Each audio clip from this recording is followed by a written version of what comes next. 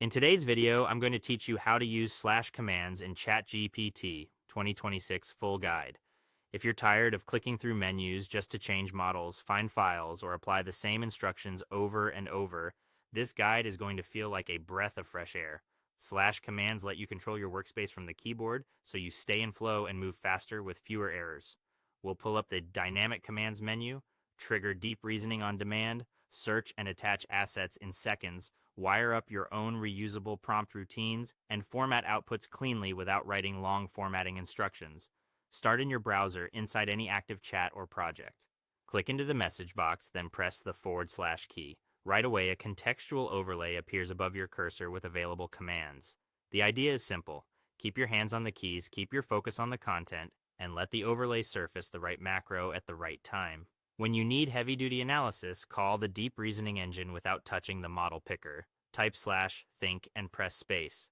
Your next message will run in high-performance thinking mode, perfect for parsing complex data, debugging code, or untangling multi-step logic. You don't have to break your flow, you just instruct the system inline and keep writing. To bring relevant context into the conversation, use the indexing tools. Type /search followed by a keyword to pull matching chats or notes into view so you can quote or reuse them instantly. If you need to ground the AI in a folder or file, use /attach or /file to open the file panel and link a cloud repository or a local script. Clear, specific keywords help the search surface exactly what you need, and attaching authoritative sources improves accuracy. Now let's supercharge your routine work. Open your project's custom instruction settings and map your recurring prompts to short, memorable tags. For example, bind your editorial rules to /edit. From then on, drop /edit before a rough paragraph and the system will apply your tone, style, and constraints automatically. Keep tags concise and descriptive so they're easy to recall mid-draft. Finally, control how answers are presented by appending a formatting macro at the end of your request.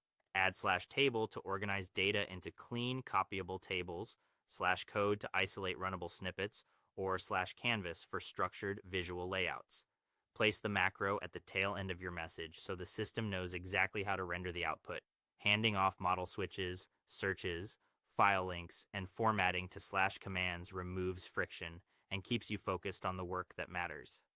Thanks for watching, and I'll see you in the next one.